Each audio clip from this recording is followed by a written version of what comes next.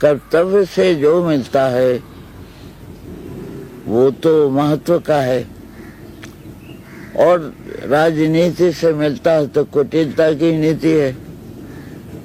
उससे जो मिलता है सब देखिए। अब आज आप इलेक्शन के लिए जाएं तो 5 लाख चाहिए। 5 लाख देखा ही वाले आदमी नहीं होगा तो कहाँ से लाएगा? बहुत तरह की बेईमानी से लाएगा। तब फिर उसने अपने चरित्र का खो दिया। चरित्र ऐसा है कि देखिए, फूलों को आप तोल सकते हैं, गिन सकते हैं, बेच सकते हैं। इसके सौरभ को तो नहीं आप ना तोल सकते ना बेच सकते। वो हवा में मिल जाता है, एक हो जाता है। ये नहीं है कि आप कहें कि बेले का गुलाब से नहीं मिलेगा और गुलाब का कमल से नहीं मिलेगा, एक हो जाते हैं। वैसा ही है कि सारी विविधता के साथ एक सूत्र होता है ना, जिसके हम माला बना लेते हैं। बहुत रंग के फूल हम एक में गूंथ लेते हैं। तो हमारा देश भी ऐसा ही था, एक संस्कृति के उसमें हम सब गुथे हुए थे। अब राजनीति ने अलग अलग दल बना दिए हमारे। उन दलों के मारे हमारी बहुत सी समस्याएं बढ़ गई। और अब कोई आदमी कहता ना कि देश विकसित है, तो हमने कहा आप यही कहते हैं कि मशीनें इतनी आ गई। हम कहते हैं आदमी कितना अच्छा हुआ, ये बताइए हमको। कोई बताता नहीं, बताएगा कैसे? हुआ नहीं आदमी अच्छा ना। तो कभी कभी दुख होता है कि बेकार होता है लिखना। अब देखिए, हमारी जो नई पीढ़ी है वो है विद्यार्थी। भविष्य बनता है उससे ना। भारत का भविष्य तो उसी में है। अब वो नहीं बना है तो क्या बनेगा? अब देखिए जैसा पंजाब में हो रहा है, तो पहले ही मैंने कहा था कि इसके पहले रोकथाम करो, नहीं की। फिर उसके बाद जब मैं गई दिल्ली तो फिर मैंने कहा कि हम लोग चलें। इस समय हर आतताई, हर आतंकवादी के पास वात्सल्य में माँ है, समर्पिता पत्नी है, श्रद्धा वाली पुत्री है, राखी बांधने वाली बहन है। इनको जगाओ। वो कहते थे गांधी जी कि आदमी तो स्वभाव से आक्रमणकारी है और महिलाएं उसको बड़े रेशमी बंधनों से बांधती हैं, तब वो बनता है, नहीं तो छूट जाए तो पर। और बहुत कुछ चाहिए। देखिए ना, अकेले आप नहीं हैं। आपके जीवन का पूरा मूल्य उन्हीं लोगों को मालूम है। अरे मेरे भाई को कुछ ना हो जाए, मेरे पति को कुछ ना जाए, मेरे पिता को कुछ ना जाए, कितनी बड़ी बात है। इतने लोगों की कल्याण कामना आपको बांधे है। आप अपने प्राण देने में ही झिझकेंगे। हम चले जाएंगे तो इन सब का क्या होगा? तो ये बहुत बड़ी बात थी। तो हमने कहा हम लोग चलें और उनकी माँओं को, बहनों को, पुत्रियों से कहें इसको भाई रोको। ये दूसरों की पत्नियों को विधवा बनाता है, बहन को भाई के बिना बना देता है, पुत्री को बिना पिता के बना देता है। अगर हम जगाएं, मैं आज भी मानती हूँ, तो आतंकवादी आज भी हमारे काबू में आ जाएगा। हम नहीं करते हैं। हम सेना भेजते हैं, हथियार भेजते हैं, वो भी हथियार देता है। हथियार से कभी हथियार जीता है? उससे बड़ा बनाने गए, है ना। तो अब हमारे पास हथियार ही हथियार तो हैं। अभी बनारस से गई तो कैसे भयंकर लड़के हैं वहां के, सब बाहर खड़े थे। अच्छा, और मैंने कहा कि भाई वीसी ने बुलाया, वो कहाँ है? उन्होंने कहा मंच पर आविर्भूत होंगे वो। हमने कहा भूत होंगे क्या? खैर उसके बाद में वो आए तो उनको ही डर था, उनको पीटने के लिए लड़के तैयार थे, तो मारेंगे जी। और उस शिमाली को मारा था उन्होंने, और कपड़े उतरवा लिए थे उनके। तो उन्होंने कहा कि ये कहीं ऐसा ना हो। मैंने कहा अब बिल्कुल डरे नहीं, आप बैठे, कोई मेरे सामने आपको मारेगा नहीं। और बात हुई है, मैंने कहा सब बैठ जाइए, आपसे कड़वी बातें कहूंगी पर आप मेरे बच्चे हैं। लेखक का तो मानस पुत्र वही है। सही बात। अरे भारत का भविष्य आप हैं। तो एक सिपाही जब गिरता है ना, तो उसकी इच्छा होती है कि हमारी ध्वजा दूसरा थाम ले। जो आगे जाता है वो पहले गिरता है, वो तो मरेगा ही। अगर हर सिपाही सोचे मुझे जयमाला मिले तो हार जाएगा। तो बाकी जो पहले उसमें आते हैं वो प्राण की चिंता नहीं करते, देते हैं, खाली इच्छा रखते हैं दूसरा हमारी ध्वजा को थाम ले, इतना सोचते हैं। तो असल में सबने सुना, सब बैठे और किसी ने कुछ नहीं कहा उनसे, सबने उनको प्रणाम किया। मैंने कहा देखिए कोई बात ऐसी है, स्नेह का तो की कोई भाषा नहीं होती।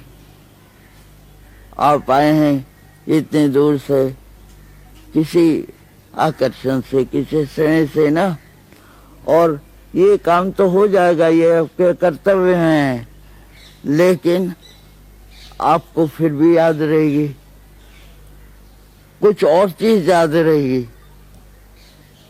ये नहीं याद रहेगा कि आप गए थे मशीन आपने किया, मशीन तो है, लेकिन उसके अतिरिक्त आपका जो आत्मीय भाव है वो तो हमारे साथ दूसरा है जी। सही बात, ये खाली यंत्र का नहीं है।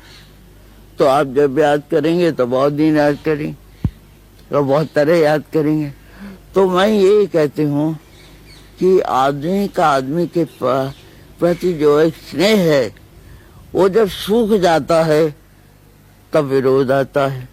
अच्छा, साहित्यकार संसद तो एक जमाने में बड़ी फली फूली जगह थी, और अब तो वहाँ बिल्कुल अब ऐसा है ना, देखिए वर्षों से कि उस समय दद्दा और हम ढूंढ रहे थे, निराला जी बीमार थे, हम लोग जगह ढूंढ रहे थे कहाँ इनको रखें।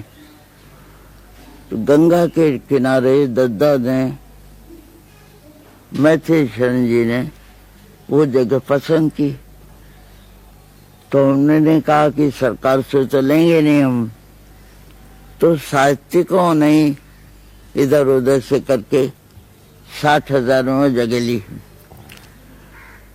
उसमें थोड़ा थोड़ा करके हमने भी 24,000 दे दिया है रॉयल्टी का। हमारा अपना खर्च कुछ है नहीं, ये हमारे पास चारों तरफ लोग हैं, वही हैं, अब और तो कहीं है नहीं। लेकिन ऐसा हुआ कि वो जगह अच्छी लगी। निराला जी 5 वर्ष रहे वहाँ, अच्छे भी हो गए। लेकिन ये इतना अच्छा इंतजाम आपने किया साहित्यकार संसद का की शुरुआत करके, हाँ, मगर वो चला नहीं अब बिल्कुल वहाँ। तो अब तो नहीं, ऐसा है ना, जब चंद्रशेखर आजाद वहाँ नहीं रहे, पुलिस की गोली से बेचारे बड़े वीर थे वो जी। यहाँ तक कि मैंने देखा उनको कि वो चांद पर्स में आए तो राम रख सिंह उनको मानते थे बहुत। तो एक कई डोरियों में कई डालों से पत्थर बांध दिए और हिला दिया सबको। उनसे कहा कि इसको काटना है, सोचिए निशाना उसका उसी को काट दिया। बहुत वीर आदमी था। जब वो मर गए तो अंग्रेज नहीं चाहते थे कि उनकी लाश लेके सब का जगह घूमे, तो चुपचाप जाकर के रसूलाबाद में उन्होंने गंगा किनारे जला दी हो। खैर उनका तो समझ में आया। अब उसमें क्या हुआ कि जो जाता है वो जलाता है, जो दारागंज में पहुंचता वहां पहुंचता है। अब महापालिका कहती है कि हम तो बिजली का सौदा बनाएंगे हमारी कुछ जमीन लेके। बताइए वहाँ कैसे कोई रहेगा। तब उसमें देखिए, उसमें रहे हैं, दद्दा रहे हैं, और ये निराला जी वर्षों रहे हैं, बनफूल रहे हैं, और दक्षिण के कृष्ण मूर्ति रहे हैं, राम मूर्ति रेणु रहे हैं, यानी कई प्रदेशों के लोग रहे हैं, माखनलाल जी रहे हैं। तो इन सबकी स्मृति उसमें है, उसको हम देना नहीं चाहते हैं। और आज का जो लेखक है वो लेखक अकेलापन चाहता नहीं। वहाँ तो ये लिखते थे, निराला जी ने बहुत कुछ लिखा, उसमें स्वस्थ हो गए। उनको एक ही रोग था, जो कुछ वो कल्पना में देखते थे लगता सत्य है बस। तो हम पहले कांके गए हजारीबाग, उनसे पूछा, अमेरिकन डॉक्टर थे, कि क्या दवा करें। उन्होंने कहा देखिए, जो बहुत ऊंचे साहित्यकार होते हैं, कलाकार, कभी कभी ऐसा होता है कि जो सपना देखते हैं उनको सत्य लगता है। तो हमने कहा क्या दवा करें। उन्होंने कहा आप बाहर बंगला लेके ठहरिए और उनको रखेंगे, हम मनोवैज्ञानिक चिकित्सा करेंगे। भाई हमने सब ठीक ठाक किया। अब उनको कैसे ले जाते। तो एक दिन हम ओढ़ आड़ के बैठे, तो उन्होंने कहा क्या हुआ तुमको। उन्होंने कहा बीमार है, डॉक्टर कहते हैं कि कहीं जलवायु बदलो। तो कहा कहाँ चलोगे। वो बड़े भाई थे, तो चलो हम ले चलते हैं तुमको। तो हमने कहा कि बस हजारीबाग कहा है उन्हें जाने, उनको क्या, हो तो परमहंस आदमी। उन्होंने कहा हाँ चलो। अब हुआ क्या कि किसी को पता चल गया कि ये बात हो रही है। उन्होंने अखबार में छाप दिया कि महादेवी जी और पंत जी सलाह करके निराला जी को पागल खाने में ले जा रहे हैं। और क्या कहें, फिर नहीं गए। तो यहाँ रखा और अच्छे हो गए वो। परमहंस थी तो राखी के दिन शाम तक आते जरूर थे। आके कहते थे 2 रुपए उधार दो। क्या करेंगे, एक रिक्शे वाले को देंगे, एक तुमको देंगे। सोचिए आप कैसा मन होगा उनका। बिल्कुल बच्चे। हाँ, अभी जो उड़ीसा के राज्यपाल हैं ना, विशंबर नाथ पांडे, तो ये मेयर हो गए यहाँ। तो गए निराला जी को प्रणाम करने। अब उनके पास कुछ भी नहीं था, होता कभी था ही नहीं होता। तो कुर्ता, एक साबुन हमारे पास से ले गए, कुर्ता साफ किया था, सुखाया था, वो उठा के उनको वो पहन के आए। इतना बड़ा उनके लिए भी होता था। निराला जी तो बिल्कुल 6 फुट में होंगे। लंबे बहुत। ऐसा व्यक्ति दूसरा नहीं है। जब आए वहाँ वंशादल से, बंगाल में जन्म हुआ उनका, और बंगला तो उनकी मातृभाषा की तरह थी। विवाह यहाँ हुआ था जन्मों में। तो पत्नी उनकी मनोहरा देवी, वो हिंदी जानती थी, उनके लिए इन्होंने हिंदी सीखी। नहीं तो बंगला में लिखते थे। तो हिंदी लिखी तो आपने उनके अक्षर देखे होंगे, इतने सुंदर कोई नहीं लिखता है। ऐसी लहरदार, ऐसी भाषा उनकी थी कि अद्भुत बिल्कुल। और 22 साल के थे वह, तब उनकी पत्नी नहीं रही। फिर विवाह नहीं किया। फिर उसके बाद हमने जब कहा कि भाई दोनों बच्चे छोटे हैं, एक लड़की थी एक लड़का छोटे थे, ये दोनों इतने छोटे हैं, आप विवाह कर लें, तो उन्होंने हमको बड़ी बात कही हमसे। कहा मनोहरा देवी मरी नहीं है, मुझ में समा गई है, तुम आप दोनों हो। असल में वहाँ जब खबर पहुँची ना उनकी बीमारी की, चले तो जब गांव के सीमा में पहुँचे तो उनकी पत्नी को जला करके लोग लौट रहे थे। अंतिम समय में नहीं देखा उन्होंने, लेकिन उनके चरित्र पर कोई धब्बा नहीं है। एक वो और एक नेहरू जी। नेहरू जी भी ऐसा है कि हमेशा कहते थे महादेव मैं तो नास्तिक हूँ। हमने कहा भाई अब कभी देखेंगे हम तुम्हारी नास्तिकता। तो जब कमला जी को वहाँ निधन उनका हो गया और जला के आए तो भस्म यहाँ प्रवाहित की, बिल्कुल उसी कर्मकांड के साथ, धोती पहन के जनेऊ डाल के, जैसा कहा पंडित ने। और इतनी भस्म उन्होंने एक डिब्बी में रखी,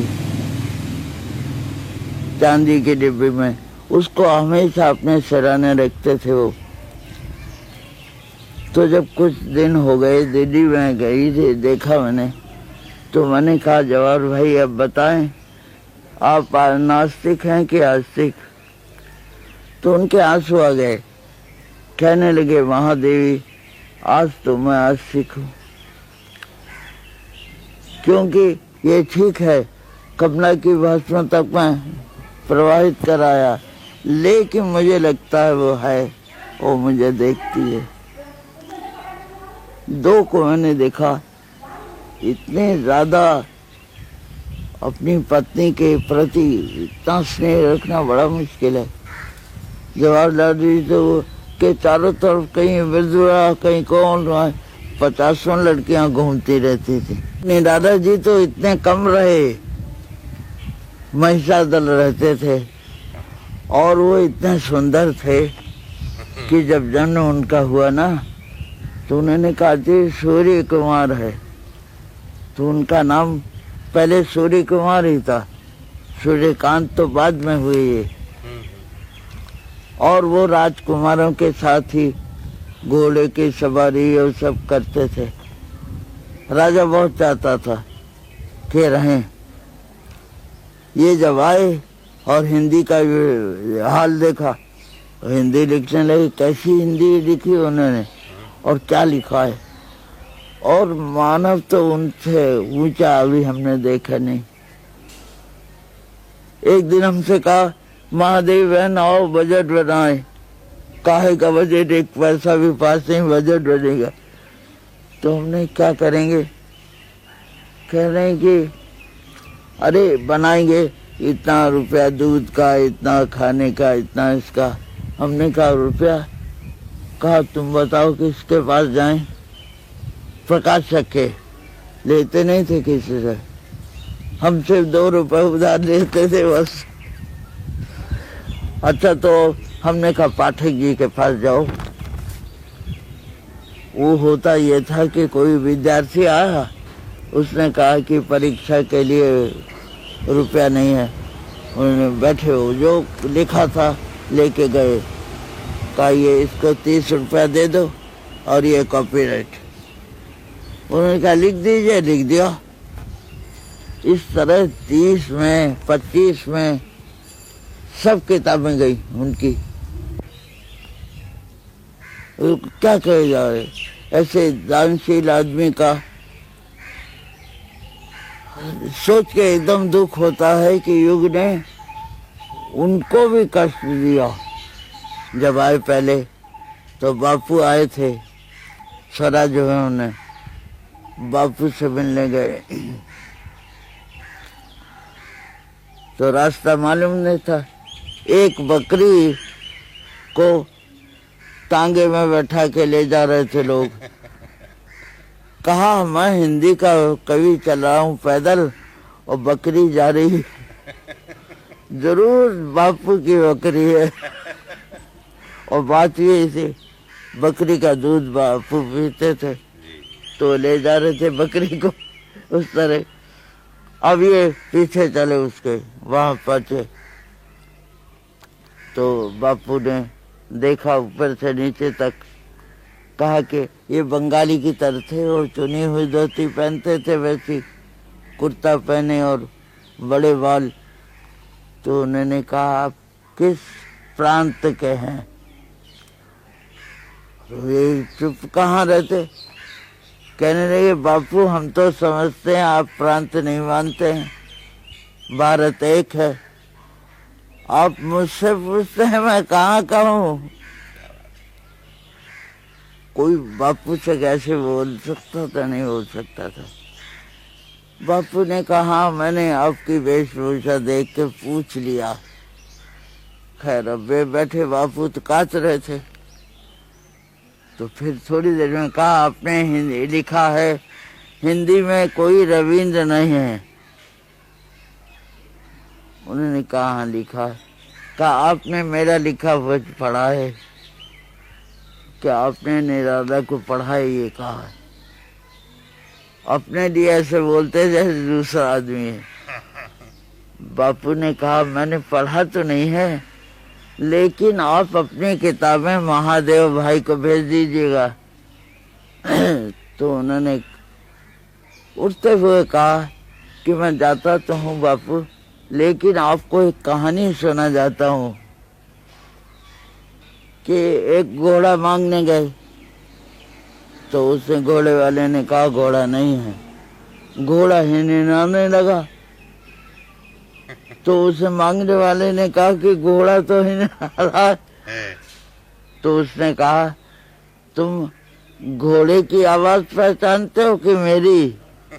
यानी मैं देना नहीं चाहता हूँ, तुम घोड़े की आवाज पहचानते हो? तो बापू मैं आपकी आवाज पहचान के आपके घोड़े की नहीं जब आपने पढ़ा कुछ नहीं है। क्या बात। तो सोचिए, वो एक उनकी कविता है, बापू ये तुम मुर्गी खाते।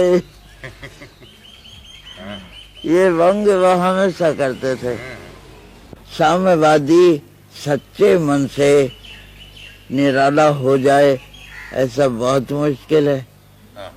उनके लिए साम्यवाद और कोई वाद नहीं था, मनुष्य बस, मानववाद एकमात्र। जहाँ दुख में है, कष्ट में है आदमी, वो अपना सर्वस्व दे देंगे। कुछ नहीं था उनके पास। अंतिम समय में तो मैं थी, अब मुझको पहले उन्होंने बताया नहीं। एक रात भर वो कष्ट में रहे, उनको हर्निया का स्ट्रैंगुलेशन हो गया। तो उसमें मरने की बात नहीं है, ऑपरेशन होता है, ठीक हो जाता है। दूसरे दिन मुझको 12 बजे बताया कि ऐसा हो गया। तब मैं यहाँ से सिविल सर्जन को, एम्बुलेंस को सब लेके गई। बड़े कष्ट में थे वो, लपेटे हुए थे और सब सेक रहे थे जैसा वो नहीं करना चाहिए। मैंने कहा मैं डॉक्टर को लाई हूँ एम्बुलेंस, आप चलें। तो हुआ ये था कि एक दिन ये अस्पताल गए, जाते थे फल वल कुछ मिल जाए तो बीमारों को देने। तो देखा कि गरीब आदमी सब बाहर पड़े, अमीर आदमी सब हैं भीतर। तो उनके मन पर ऐसा हो गया कि अमीरों का है ये। तो उन्होंने कहा देखो, अब वो इतने कष्ट में मुझसे कहा बैठो बैठो यहाँ, देखो वो अस्पताल जितने हैं वो बड़े आदमी के हैं, गरीबों के नहीं है, मैं वहां नहीं जाऊंगा। दिन भर कष्ट सहा, रात भर कष्ट सहा, दूसरे दिन परिणत हुआ उनका। उस वक्त समझिए कुछ नहीं था, एक फटी चादर थी। उस वक्त मैंने कहा भाई एक अच्छी साफ चादर ही दे दो। वहां नहीं मिला, मेरा घर इतनी दूर दारागंज से। अब क्या करूं? वही छेद वाली फटी चादर ओढ़ के जमीन पर लेटे थे। आज तो रोना आ जाता है, बहुत कष्ट होता है उनको सोच के। और एक उनका टूटा वक़्त था जिसमें पैराडाइज लॉस्ट और गीता 2 किताबें थी, एक कपड़ा भी दूसरा नहीं। और उसके बाद सरकार को पता चला, अच्छा तब ये हुआ कि उनका चित्र लेना है। चित्र के संबंध में विरक्ति का मेरे भी बहुत कारण ये है। और तो कहाँ तो ओढ़ने के लिए साफ चादर नहीं, कहाँ सरकार का पूरा विभाग दौड़ पड़ा और उनको सजाने लगा। जब वो मर गए तो सजाने लगा, बताओ। फिर एक ट्रक में सजा के बैठाया उस तरह से और मार फूल, और तो हम तो बस रोने लगे। हमारी उस दिन आंसू आए, मेरा रोने था। लेकिन सोचिए आप, उसके पहले हमने सरकार से कहा निराला जी अस्वस्थ हैं, रहते हैं अस्वस्थ, कुछ इंतजाम करना चाहिए, इनकी कृतियों का राष्ट्रीयकरण कर दीजिए। किसी ने कुछ नहीं किया। जवाहरलाल जी ने भी नहीं किया। नहीं, जवाहरलाल जी 200 भेजने लगे, तो अगर उनको मालूम हो जाता तो लेते नहीं। तो डीएम के पास जमा होता था, तो डीएम के पास था 4-5 हजार 6 हजार जो कुछ हो। उनकी हिम्मत नहीं पड़ेगी निराले जी से कहते कि रुपया लो। उनकी पुस्तकों से मिलता तो मिलता, बाकी दान, अरे वो आदमी जो अपना प्राण तक देगा, रक्त तक दे देगा, वो क्या दान देगा? तो नहीं दान देगा। सरोज की मृत्यु ने भी काफी दुख दिया था। अंत में वो रायबरेली के अस्पताल में मरी बेचारी।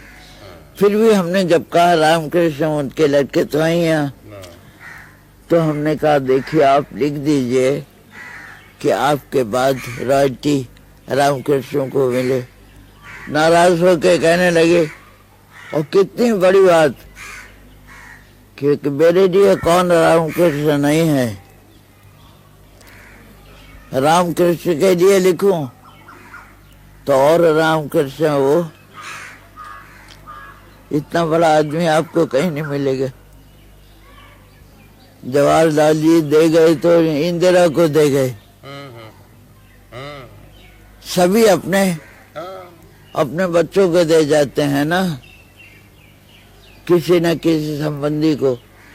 पंत जी कहते वो बच्ची पाली, वो लाए, वो 1 महीने की थी तब से अस्पताल से, कमला नेहरू अस्पताल से लाए, और दूध की बोतल साफ करते थे। हमने कहा क्या कर रहे हैं? कहने लगे अब इसको सब संभलवा दूंगा। तो वो हमारे दिमाग में था, हमसे कहा उन्होंने कि एक बच्चे गोद ले लेना अच्छा है। हमने कहा कौन है?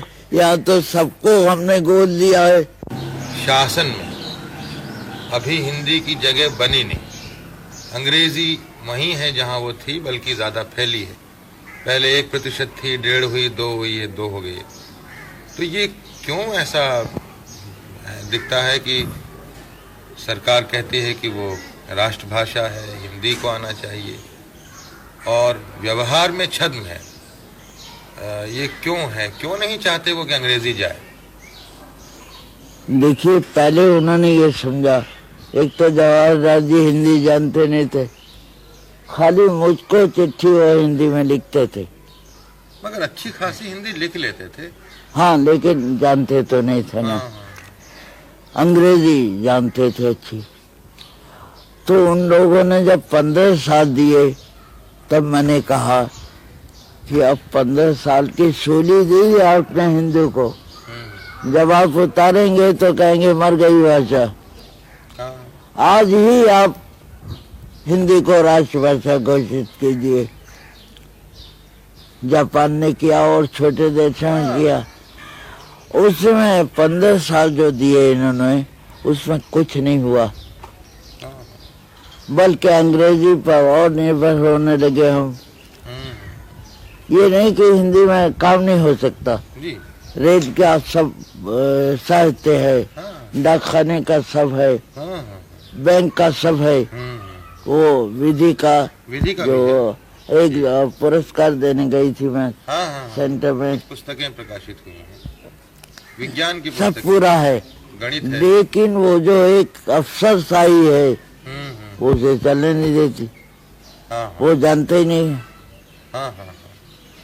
उन्हें कठिन लगती हो। और इससे इनका अपना नुकसान इतना होता है कि ये सोचते हैं कि केवल अंग्रेजी जानने वालों की ही दुनिया है, जबकि इनके विरोध में हिंदी और हिंदीतर भारतीय भाषा में इतना छपता रहता है, साहित्य भी है और इनका विरोध भी होता है, आलोचना भी होती है। ये उस तरफ से आंख मूंदे रहते हैं, इनको पता ही नहीं है कि भाषा में क्या लिखा जा रहा है। तो ये एक तरह से सीमित दृष्टिकोण हुआ।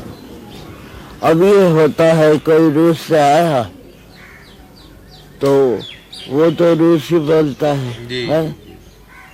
और यहाँ का व्यक्ति अंग्रेजी बोलता है।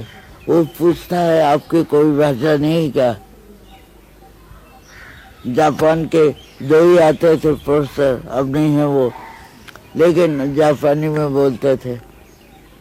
उनका स्वागत करने के लिए वो अंग्रेजी में बोलते। तो बात ये लगता ये है कि हमारे अफसर अब भी 2 में रहेंगे, वही अफसर होंगे जो अंग्रेजी जानते होंगे। अब ये कैसी भयंकर बात है। 2 क्लास आपने बना ली पहले से, और आप यही मैंने उनको कहा, उनसे राजीव से, जब उन्होंने लिखा कि आपका आशीर्वाद मुझे प्रेरणा देगा, तो मैंने कहा भाई आशीर्वाद तो देती हूँ, लेकिन मुझे बताओ कि अंग्रेजी में शपथ क्यों ली जब तुम्हारी भाषा है। मगर वो भी तो उनकी शिक्षा दीक्षा भी नहीं, वो अंग्रेजी में हुई है, तो इसलिए वो भी नहीं। अब हिंदी वाला कोई भी नहीं है एक तरह से। हाँ, नहीं है, बिल्कुल नहीं है कोई। इसलिए भविष्य हिंदी का, हिंदी मरेगी तो नहीं, रहेगी वो। और हो सकता है आने वाली पीढ़ी अंग्रेजी जानती नहीं है। जो अब नया लड़का आता है ना, वो नहीं जानता हिंदी।